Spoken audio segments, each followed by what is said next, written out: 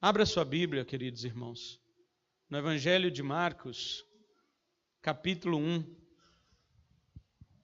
Nós vamos ler somente o versículo 1. Aliás, hoje nós vamos ler do verso 1 ao 8, embora vamos pregar somente no versículo 1, mas nós vamos ler do verso 1 ao 8, porque eu quero falar hoje sobre a abertura que o evangelista Marcos faz do seu livro.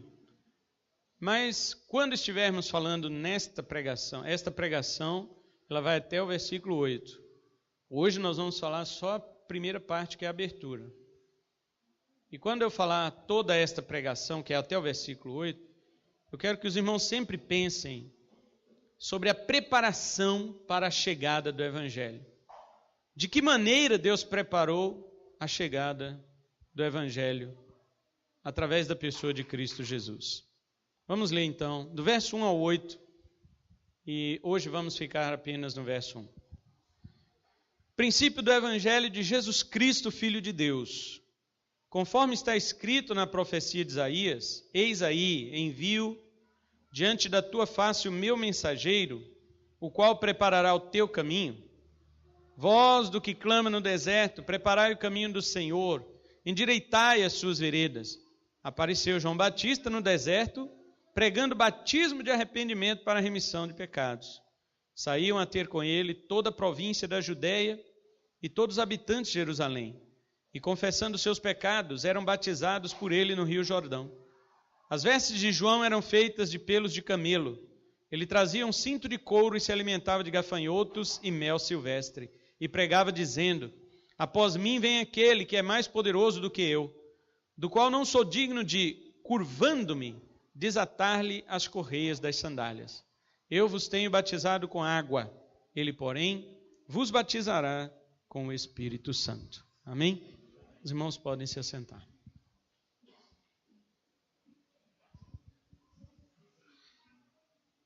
Meus irmãos, nós já vimos a introdução de Marcos, né? Ali os prolegômenos, né? O prefácio. Nós já vimos o preâmbulo, não é?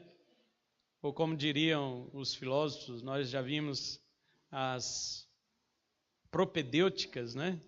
Deste evangelho. Mas vamos ficar com prefácio mesmo, e introdução, que é mais fácil, não é? Sobre Marcos. E agora nós vamos passar a analisá-lo pormenorizadamente.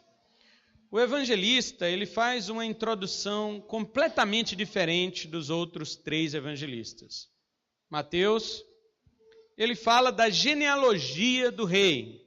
Os irmãos leem Mateus, vocês vão perceber que ele já começa escrevendo o livro da genealogia de Jesus Cristo, filho de Davi, filho de Abraão. Quando você lê Lucas, você vai ver Lucas dando as informações históricas da época que Jesus nasceu, quem era o imperador, quem era o governador, sabe? E falando de quem era o sacerdote, qual sacerdote que estava, vamos dizer, de plantão naqueles dias, não é? Próximo ali da gestação de Cristo Jesus na Virgem Maria. E por incrível que pareça, o sacerdote era esposo da prima de Maria, esposo de Isabel. E o plantão naquela época não era por turno de horário, ele era também, mas por sorteio, porque tinha tanto levita e tanto sacerdote, que eles poderiam ficar talvez a vida inteira sem levar o altar, o fogo do incenso. Eles podiam ficar, de tanto sacerdote que tinha na família.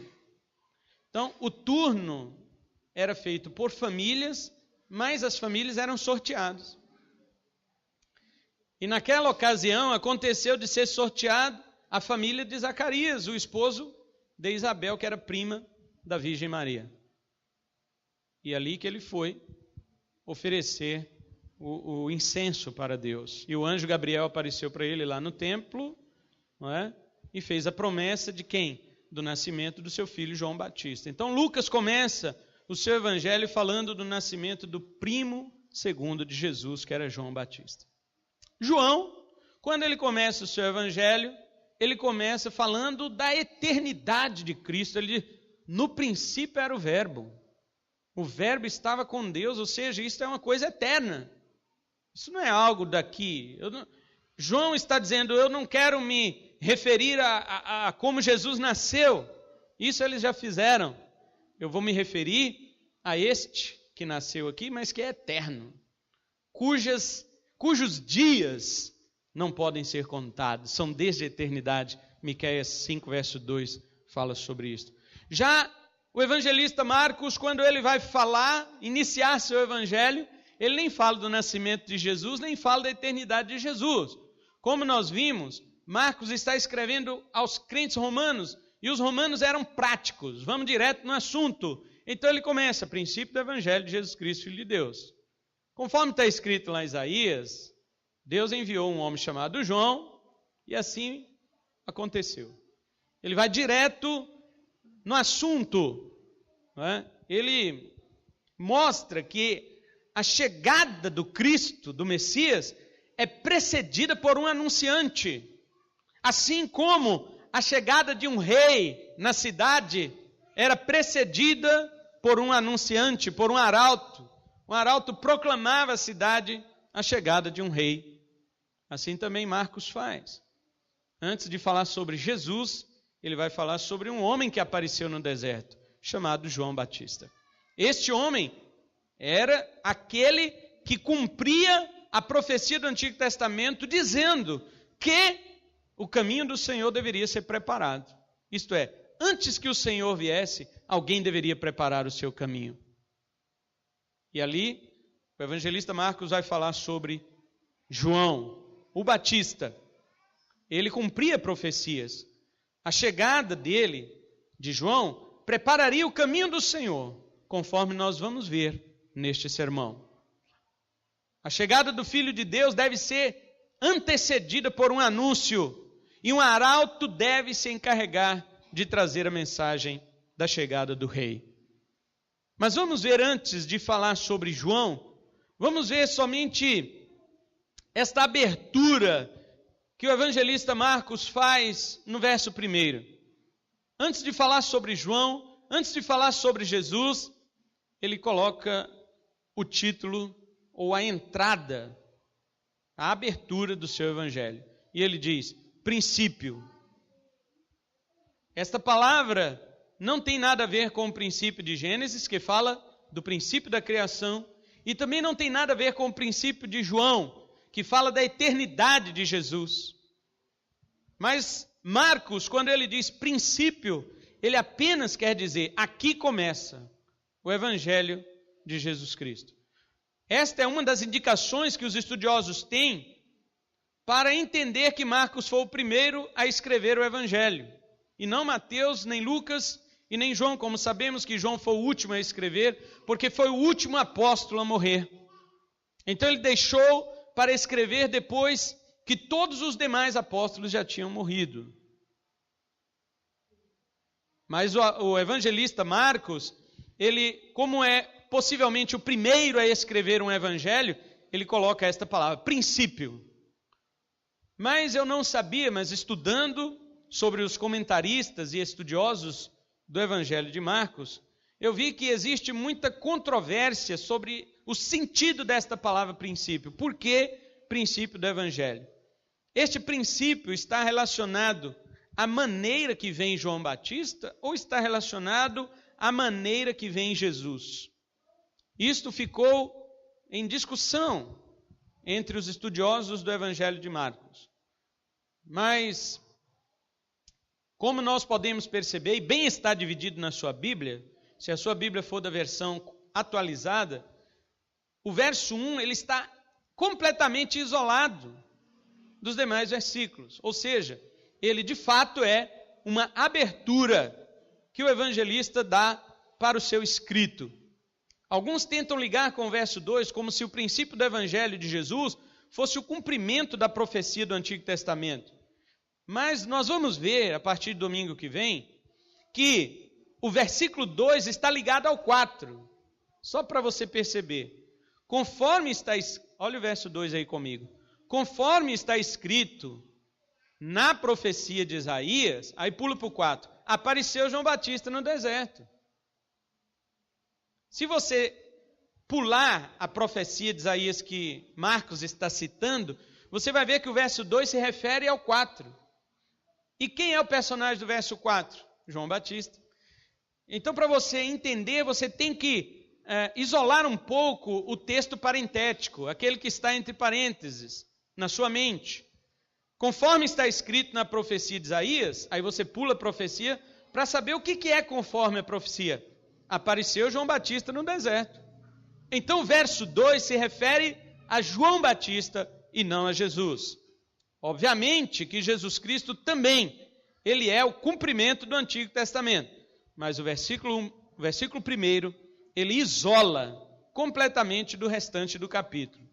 Então, sendo assim, nós ficamos com a opinião de que a palavra princípio aqui significa apenas a abertura para a escrita do Evangelho de Marcos. Quando ele diz princípio do Evangelho, ele está dizendo, aqui começa o Evangelho de Jesus Cristo. Pois bem, agora vamos para a segunda palavra. Quando ele diz princípio do Evangelho, nós precisamos entender a origem e o significado da palavra Evangelho.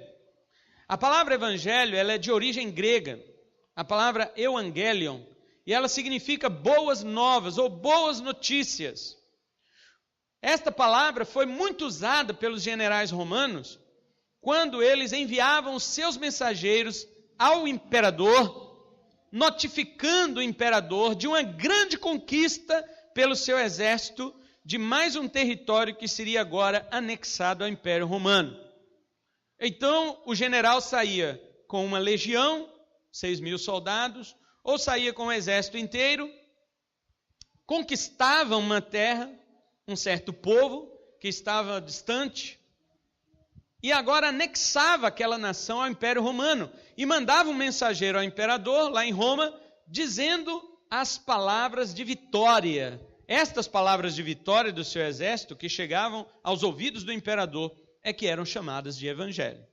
Os irmãos entenderam como era usada esta palavra.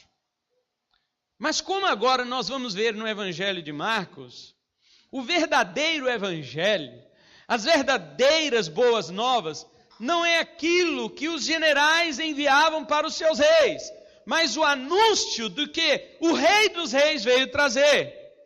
Não são as conquistas imperiais e passageiras, mas sim o estabelecimento do reino de Deus.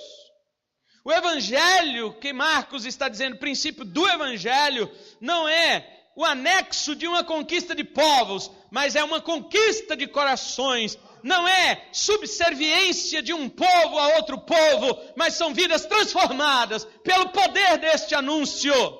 Não é a deposição de reis humanos sobre outros reis humanos, mas é a deposição do tronado de Satanás por Jesus Cristo, o verdadeiro rei, arrancando das mãos do tirano não somente sua armadura, mas também todo o seu despojo. Isto é o evangelho que Marcos está dizendo, o princípio do evangelho. Esquece os anúncios que os generais mandavam para os imperadores, porque aqui o anúncio ele vem diretamente do rei. O anúncio vem diretamente de Jesus Cristo. Por isso ele diz, evangelho de Jesus Cristo. Vamos então olhar agora a pessoa de Jesus Cristo. O evangelho, conforme Marcos escreve, não são as boas novas de um general romano e nem do seu imperador. Mas as boas novas pertencem ao Rei dos Reis e Senhor dos Senhores, Jesus Cristo. Este Jesus, veja, é o Cristo. Marcos não coloca só Jesus, ele coloca aqui o título de Jesus, o Cristo, isto é, o Messias no hebraico, que é traduzido para o português, o ungido. Este epíteto que Marcos atribui a Jesus, cedo na igreja se tornou a mais germinante declaração de fé por parte dos cristãos. No capítulo 8, 29, quando Jesus Cristo pergunta aos seus discípulos: e vós, quem dizeis que eu sou? Todos os outros evangelistas: tu és o Cristo de Deus, tu és o Cristo, Filho de Deus vivo. Marcos só coloca: tu és o Cristo. Porque aqui está o resumo. O romano, ele não quer esses detalhes. Tu és o Cristo, Filho de Deus vivo, aquele que, para quem iremos nós, João coloca assim, né? No Evangelho de João, a confissão de Pedro é essa: para quem iremos nós? Só tu tens as palavras de vida eterna e nós temos conhecido que tu és o Cristo de Deus.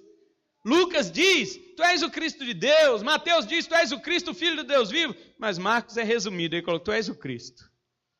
Aqui está o título honorífico de Jesus que o Pai lhe deu. O Pai lhe deu. Portanto, quando lemos no verso 1 o Evangelho de Jesus Cristo, nossa mente não deve se remeter às notícias de guerra dos generais aos seus reis, mas a nossa mente ela deve voltar aos profetas do Antigo Testamento, porque Marcos vai dizer, conforme está escrito na profecia de Isaías. Sim, ele vai dizer que o preparador do caminho de Jesus está escrito, mas você também vê o Evangelho em Isaías. Você vai lá no capítulo 61 do profeta Isaías, e lá está escrito: o Espírito do Senhor está sobre mim, porque o Senhor me ungiu para pregar boas novas. Esta é a palavra, boas novas, Evangelho. O Senhor me enviou a curar os quebrantados de coração, a proclamar a libertação aos cativos e a pôr em liberdade os algemados. Portanto, as boas novas, que são o Evangelho, elas são um produto da unção do Senhor com o Espírito de Deus sobre o seu Filho. Aqui nós temos a Trindade. Nós temos aqui o Pai, o Filho e o Espírito Santo no Evangelho. O Pai, ele pega o Espírito e unge o Filho. Nós temos aqui o agente da unção, que Isaías diz: o Senhor Deus. No verso 1 de Isaías 61, ele diz que o agente da unção é o Senhor Deus. Veja, naquela época os pagãos, e até hoje, consideram muitos deuses. Mas quando Isaías vai falar, ele diz: o Espírito do Senhor Deus. A palavra Senhor é Yahvé. A palavra do Senhor é aquele Deus que diz: eu sou o que sou. Ele não está falando de deuses, ele não está falando de Elohim, ele está falando de Yahvé. Ele está dando o nome do Deus da aliança. Este é o Senhor que ungiu. É o Deus que ungiu. E o Deus que ungiu, ele ungiu com o Espírito. Aqui está, aqui. O Senhor Deus é o agente da unção. O Espírito de Deus é o conteúdo da unção, porque ele diz: o Espírito do Senhor Deus está sobre mim, porque o Senhor Deus me ungiu. Então, se o Espírito está, e é porque Deus ungiu, portanto o Espírito é o conteúdo da unção. Agora, o objeto desta unção, o receptor desta unção, na profecia de Isaías, é o servo do Senhor. Porque desde o capítulo 42, Isaías está falando do servo do Senhor. E este servo do Senhor é que recebe a unção do Senhor, que é o Espírito do Senhor, que está sobre ele. E o resultado desta unção, o que é? Veja bem, o Espírito do Senhor está sobre mim, porque o Senhor me ungiu para pregar as boas novas. Portanto, a pregação do Evangelho, o surgimento do Evangelho é resultado da unção do Pai sobre seu Filho com o Espírito.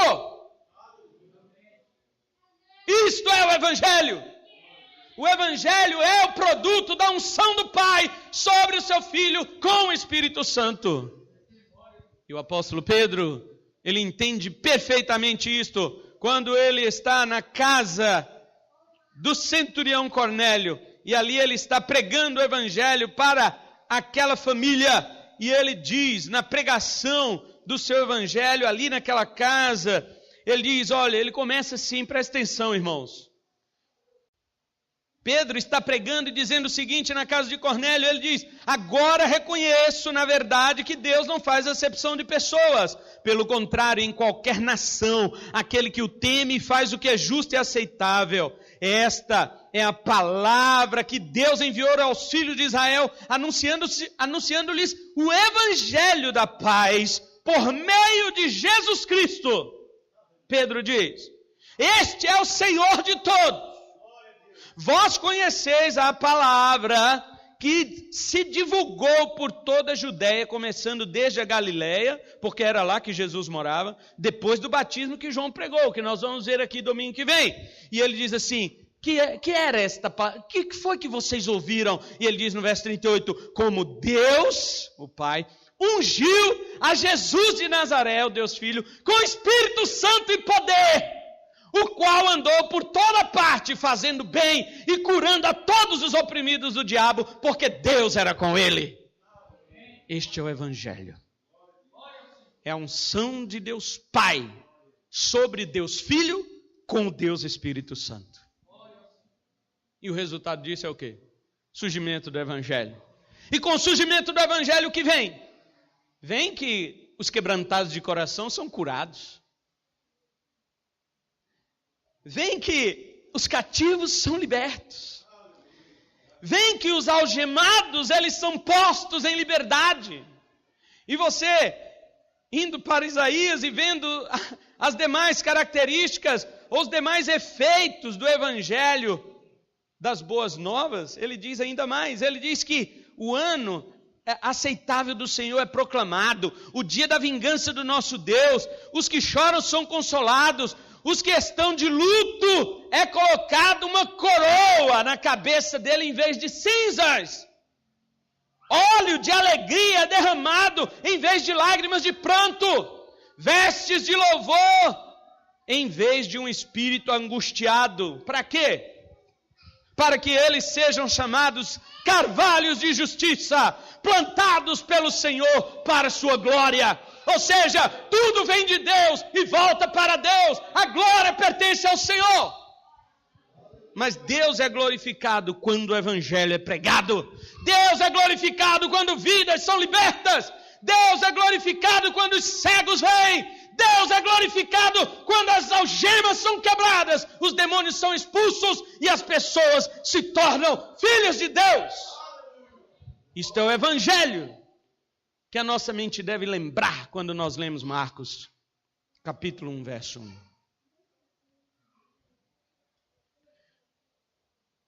Mas Marcos, ele não para aqui.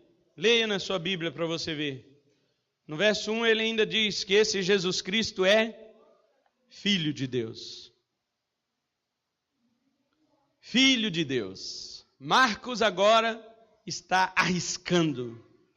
Quando ele coloca esse título, ele está arriscando porque os imperadores se denominavam filhos dos deuses. Júlio César foi denominado Deus por Lépido. E Otaviano se proclamou. Otaviano era sobrinho de Júlio César, que veio ao trono, não é? Como filho adotado de Júlio César. Otaviano era aquele lá, César Augusto, que fala em Lucas capítulo 2. Na época do nascimento de Jesus, era este aqui.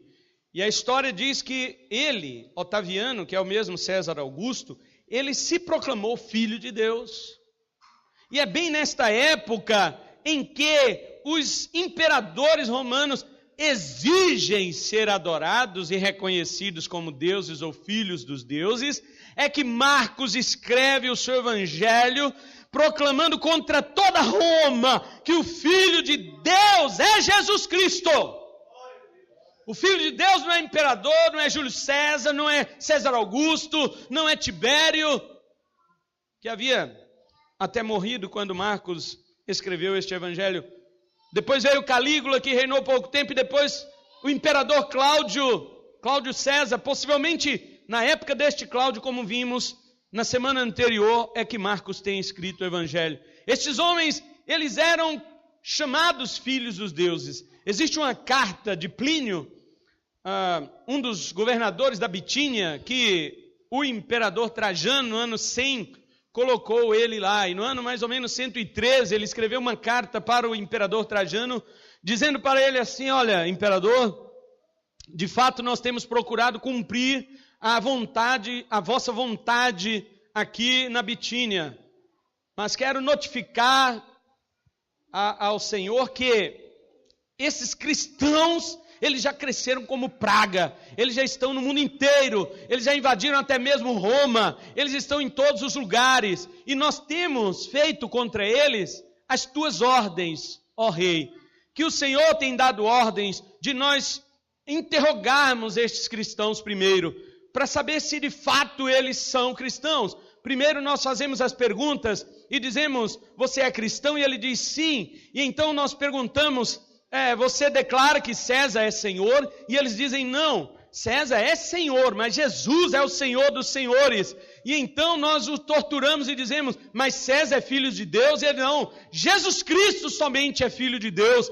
E estes homens, ó imperador, eles não fazem mal à sociedade, eles fazem juramento de serem honestos, de pagarem as suas contas, os seus tributos, de não fazerem mal a ninguém. E nós o torturamos, e nós fazemos com que eles sejam afligidos, para que eles neguem que esse tal de Jesus Cristo seja de fato o Senhor e o Filho de Deus, e confessem que somente o Senhor César é Senhor e Deus, e Filho de Deus.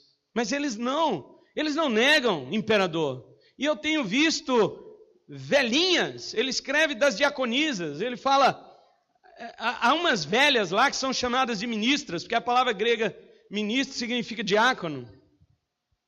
Ele diz: até essas velhas, elas também não negam. Agora, nós conseguimos êxito, ele diz assim na carta, nós conseguimos êxito com alguns cristãos, porque diante das ameaças de tortura e morte, eles negam o Cristo deles. Talvez, olha, Plínio falando isso, um romano, um governador romano falando isso, ele diz: talvez eles não sejam cristãos, majestade, porque o verdadeiro cristão, ele não nega, ele morre, mas não nega. Agora estes que nós conseguimos fazer com que neguem o nome de Jesus e coloquem e pronunciem o Senhor César como Senhor, o imperador como Senhor e Filho de Deus, a estes sim nós devolvemos a vida social, nós devolvemos os seus bens, nós paramos de torturar, e eles oferecem um sacrifício então aos deuses romanos e declaram o Senhor como Filho de Deus. Esta é mais ou menos a carta que Plínio escreve para o imperador Trajano, no ano 113. Se Plínio vivesse em nossos dias, se nós de fato tivéssemos de ser torturados simplesmente por declararmos que Jesus é o Senhor, César é Senhor, ele é Senhor, mas Jesus é Senhor dos senhores, nós diríamos isto? Ou nós diríamos: Jesus é Senhor, mas César é Senhor dos senhores? Jesus é Filho de Deus? Não, isso é uma questão interior, né? Não, mas o Filho de Deus mesmo é César. Irmãos, quando Marcos escreve isso daqui, ele está se expondo. Ele está dizendo que ele está indo contra Roma. A questão é o seguinte: os irmãos pensam, e aliás, perguntaram para o missionário irmão André, não é? Irmão André, fundador da missão Portas Abertas, que até tem aquele DIP, Domingo da Igreja Perseguida. Perguntaram para ele na entrevista lá sobre o relacionamento dos cristãos em países livres, que não são perseguidos. E ele disse assim: olha, isso também é um problema. Porque em países que não são perseguidos, os cristãos eles ficam tranquilos, eles ficam modelados segundo este século. Veja bem, os irmãos podem pensar assim: não, mas nos nossos dias não há perseguição, em nossos dias não há nenhum tipo de problema, nós podemos servir a Deus com toda liberdade. Só que nós não entendemos que na liberdade o diabo se aproveita para misturar as coisas. Veja, na perseguição, ele ordena que você negue que Jesus é o Senhor e confesse outro como Senhor. Na liberdade, sabe o que o diabo faz? Ele mistura os senhores. E então nós começamos a servir vários senhores. O problema que às vezes eu posso perceber e dizer para os irmãos é que talvez a liberdade religiosa seja pior do que a perseguição religiosa. Porque a liberdade religiosa, ela faz com que nós olhemos para as coisas e digamos assim, não tem nada a ver. Você olha para as coisas deste mundo e diz, está tudo certo. As pessoas servem a Deus e as riquezas. Certo? Jesus, vocês estão pensando que esse negócio de teologia da prosperidade é algo de agora? É algo de 40 anos atrás? Isso é de 2000 anos atrás. Jesus já dizia, não podeis servir a Deus e as riquezas. Tá certo? Não podeis. Jesus é que está dizendo. Jesus não está dizendo, é improvável. Jesus está dizendo, é impossível. Servir a Deus e as riquezas. As pessoas hoje, elas querem dizer, não, Jesus não tinha as técnicas econômicas que nós temos hoje. Hoje nós podemos declarar, claramente nós podemos falar que é possível servir a Deus e as riquezas. E sabe qual é o argumento dos crentes, dos pregadores? Eles dizem, nós podemos servir a Deus e as riquezas, porque com as riquezas nós vamos servir a Deus. Deus nos dá as riquezas para que nós possamos servir a Deus. Sempre é isto, mas você realmente quer saber se é para a glória de Deus aquilo lá? Não é para a glória de Deus. Não é para a glória de Deus. Em primeiro lugar, por quê? Porque se fosse para a glória de Deus, você já seria fiel no pouco. Quem tem que ser fiel a Deus e quem tem que viver para a glória de Deus, ele não espera ficar rico para servir a glória de Deus. Ele já serve a glória de Deus com a sua pobreza. Então já começa errado por aí. Prova que a riqueza é um ídolo e não Deus de fato. E não uma coisa abençoada para servir a Deus. Não. Mostra em segundo lugar que supondo que você consiga a riqueza e depois você perca, quando você perde, você acha que Deus foi injusto. Você acha que isto não deveria ser tirado de você. Prova então que aquilo era um ídolo. Porque nós só achamos ruim quando uma coisa nos é tirada, quando aquilo é um Deus para nós. Porque se algo é tirado e você apenas se entristece normalmente, como é normal nos entristecermos, mas aquilo não te impede de aproximar de Deus, aquilo não te impede de caminhar com Deus, então não era um ídolo. Mas a partir do momento que algo é tirado de nós, e nós começamos a culpar Deus, e nós começamos a dizer que Deus é injusto, nós começamos a nos afastar da obra de Deus por causa daquilo que nos foi tirado, então aquilo era um ídolo.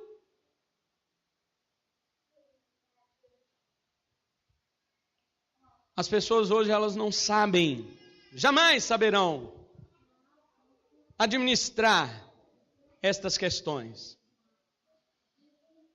Quando dizem assim, eu posso ser rico e serei para a glória de Deus, tem que começar mostrando isso desde a pobreza. E quando a riqueza for tirada, não pode blasfemar. Tem que continuar servindo igual quando era pobre. Se isso der um problema, era um Deus, era um ídolo. Você acha que Roma mudou? Querido, deixa eu te dizer, o que mudou foi o império, mas o sistema é o mesmo. Você não tem mais o império romano hoje, mas você tem o mesmo sistema. E o sistema é este. Qual que era a ideia romana, gente? A ideia romana é, sirva muitos deuses. Os cristãos, eles eram chamados de ateus pelos romanos, porque adoravam só um Deus. Os romanos diziam, não pode, mas cristão e judeu adoram um Deus só, eles são ateus. Não pode desprezar essas centenas de milhares de deuses que nós temos. Eles chamavam de ateus. Agora, você vê esses ateus que existem no mundo hoje, pagam de intelectuais, né? São sabichões. Todo mundo tem medo de debater com eles, que acha que eles são realmente sábios, né? Eles podem ser estudados, mas sábio não é, nunca foi. Pelo contrário, a Bíblia chama de insensato. Diz o insensato no seu coração, não a Deus. Então, qual que é o medo de debater com o insensato? Nenhum. A Bíblia diz que é insensato, ele é insensato. Ele não tem resposta para as grandes questões da vida. Agora, neste mundo que nós vivemos, cheio de ateus, você sabe o que os crentes se tornam? Os crentes se tornam politeístas. Os crentes se tornam idólatras. Os crentes começam a adorar várias coisas. Adoram a Deus, mas adoram dinheiro. Adoram os prazeres espirituais, mas adoram os prazeres carnais. Adoram os cânticos celestiais, mas adoram também os cânticos mundanos, pecaminosos. Eles adoram as coisas que Deus ali oferece como meios de graça, mas eles também adoram toda a mesa que o mundo coloca diante deles. E Paulo diz em 1 Coríntios 10, verso 21, não quero que sejais participantes da mesa do Senhor e da mesa dos demônios. Então eu quero dizer, irmãos, não há diferença. Para você dizer que Jesus é filho de Deus, todas as demais coisas têm que perder o lugar de ídolo na sua vida. Todas, todas, todas. Não interessa, talvez até as legítimas. Há coisas que são legítimas e nós transformamos em idolatria. O puritano Thomas Brooks, ele dizia o seguinte: nós descansamos para trabalhar, os ímpios trabalham para descansar. Você sabe o que significa isso? Crentes que idolatram o seu trabalho. Crentes que idolatram o seu serviço. Eles trabalham para descansar. O crente, ele descansa para trabalhar. Porque ele sabe, meu irmão, ele sabe que até o fruto do seu trabalho é para a glória de Deus. E se não for para a glória de Deus, é um ídolo.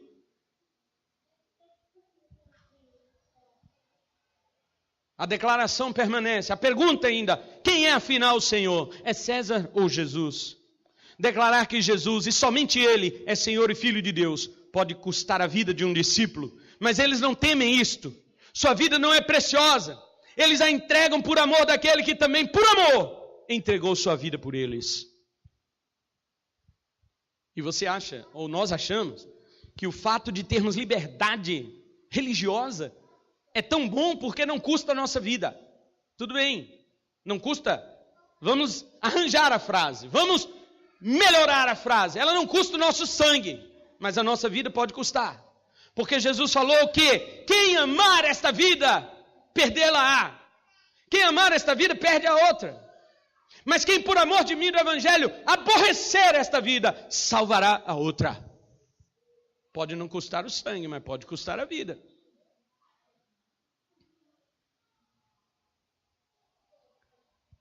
Isto é algo que nós devemos pensar. Quem é filho de Deus na nossa mente? É Jesus, tá? Teoricamente isso está resolvido. A questão é a outra, é a questão prática, é a questão do dia a dia. O filho de Deus é aquele que tem a essência de Deus.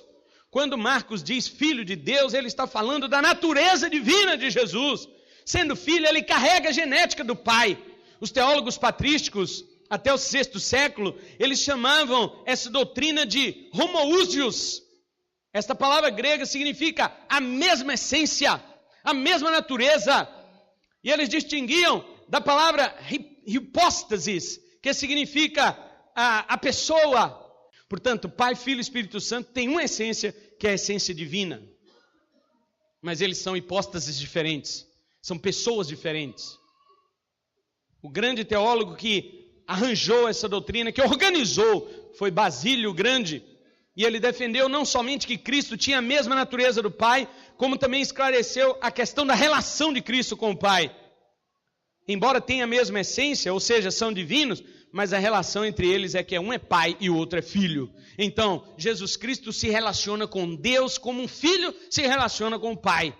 A questão para você entender a diferença entre Deus e Jesus, como nós costumamos dizer, a questão para você entender a diferença entre Deus e Jesus é uma questão de relação, não de natureza. Entenda. Deixe-me dar um exemplo. Não é? Nós temos aqui, o Heitor é um ser humano. Ele tem uma natureza humana, assim como o Maurício tem uma natureza humana. Em questão de natureza é a mesma. Mas em questão de pessoas e relação, eles são diferentes. O Maurício é pai. O Heitor é filho. É assim que eles vão se relacionar o resto da sua vida. Jesus tem a essência da natureza de Deus. Ele é Deus. Porém, na relação com Deus, ele é filho e Deus é pai. Assim, se desfere um golpe contra o arianismo, que hoje é revelado nas Testemunhas de Jeová, dizendo que Jesus não é Deus. Porque eles tentam fazer a confusão de pai e filho, né? Mas você tem que ser inteligente, estudar a história da igreja, a história da teologia, para você saber separar estas coisas. Jesus e Deus têm uma só natureza, e essa natureza se chama natureza divina, ou seja, ambos são o mesmo Deus. Mas na relação entre eles, um é pai e outro é filho, e isso não muda. Isso não muda. Então nós temos a mesma essência do nosso pai, nós somos humanos, mas quando se relaciona, eu e meu pai, eu sou filho, ele é pai. Isso não muda. Portanto, quando o evangelista está falando filho de Deus, ele está atribuindo a Cristo aquilo que lhe é próprio, sua natureza divina. Ele está dizendo não somente que Jesus é filho de Deus, mas que Jesus é Deus em sua essência. Ele não se intimida em taxar Jesus de filho de Deus em várias partes do evangelho. Você não vê isso só aqui no verso 1. No capítulo 3, verso 11, você vê demônios confessando que Jesus é filho de Deus. Capítulo 5, verso 7, a legião que estava naquele homem, confessando que Jesus é filho de Deus. No capítulo 14, 61 e 62, Jesus Cristo sendo julgado diante do sinédrio, o sumo sacerdote coloca Jesus sob juramento e diz, você é filho de Deus? E ele diz sim. Quando ele, tu dizes, não é igual o português entende, o brasileiro entende, quando Jesus fala tu dizes, eu sei que está falando, hein? Eu não estou falando nada. Não é isto. Quando diz a expressão tu dizes, para traduzir do aramaico para o português significa, é assim como você está dizendo. Tu és o filho de Deus? É assim como você está dizendo. Ou seja, eu sou o filho de Deus. Tanto que o sacerdote, ele diz, não precisa mais de prova. Ele já blasfemou com a sua própria boca. E na cruz pendurado, Jesus observado pelo centurião que comandava os soldados que o assassinaram na cruz. Aquele centurião, ele grita, verdadeiramente, este era o Filho de Deus. O evangelista não tem medo de colocar no seu evangelho que não é César, mas Jesus, o Filho de Deus. Portanto, ainda que em alguns manuscritos antigos não apareça essa expressão Filho de Deus no verso 1, nós não temos que duvidar dessa colocação, porque Marcos atribui em outras partes do evangelho. Hoje eu quero encerrar sobre o verso 1, o seguinte para nós, que as boas novas, elas não podiam começar por nós. As boas novas não podiam começar por nós. Nós temos a mania de pensar que nós somos o centro e que Deus gira em torno da gente. Nós temos esse desejo de sermos, como diz agora, né, os adoradores aí falam, nós atraímos Deus com a nossa adoração. Nós temos essa mania idiota, essa mania besta, de achar que nós atraímos Deus com a nossa adoração, de achar que Deus é um inseto, que a lâmpada atrai, sabe? Isto não pode proceder. Isto é uma blasfêmia.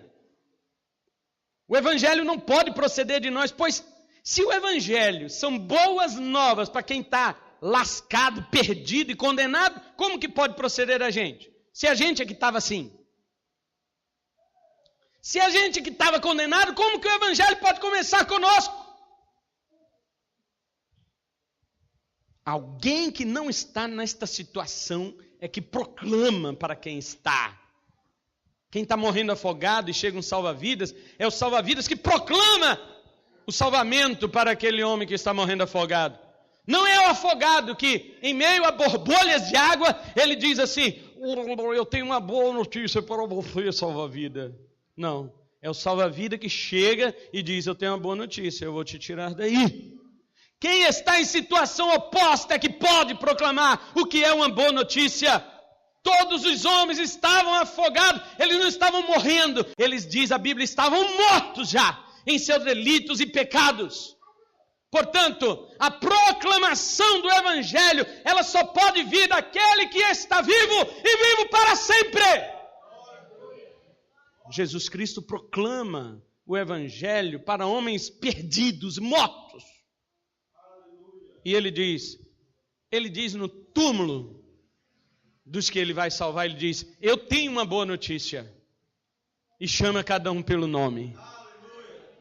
E quando ele chama pelo nome, ele diz: acorda, desperta, ressuscita, eu te dou vida. E a pessoa, ela desperta para a vida espiritual. E então agora a boa notícia é esta aqui. É pregado o Evangelho e ela se rende a este Rei dos Reis e Senhor dos Senhores. E aquele coveiro, Satanás, que estava ali vigiando todos os túmulos, ele não pode fazer absolutamente nada. Por isso que Marcos não tem medo de colocar aqui que Jesus Cristo é que é o Filho de Deus. Porque o Império Romano podia matá-lo, como de fato o mataram. Enforcaram Marcos e depois arrastaram seu corpo morto pelas ruas da cidade amarrado a cavalos. Mas ele não se importava. Para Marcos, isto se faz com o meu corpo, mas ele continua sendo filho de Deus. Tanto é que César passou. A maior imagem que você tem do Império Romano hoje é um coliseu aos pedaços, que fiquei sabendo que também está com problema na estrutura. Pode ficar pior do que já está. Mas o reino de Cristo dura para sempre. O reino dele é eterno. Então, lembre-se, quando você lê o Evangelho de Marcos, o princípio do Evangelho, esse Evangelho não procede de nós. Por isso que Deus ungiu a Jesus de Nazaré com o Espírito Santo e poder. Aí sim, ele veio andando por toda parte, fazendo bem e curando a todos os oprimidos do diabo, porque Deus era com ele. Aí sim, agora sim. É isso que Marcos vai dizer. Agora você é liberto. Amém? Amém. Aí você pode anunciar também o Evangelho. O Evangelho não é nosso, é de Jesus Cristo, o Filho de Deus. Amém? Que Deus nos abençoe. Em Cristo Jesus. Vamos ficar em pé e vamos orar.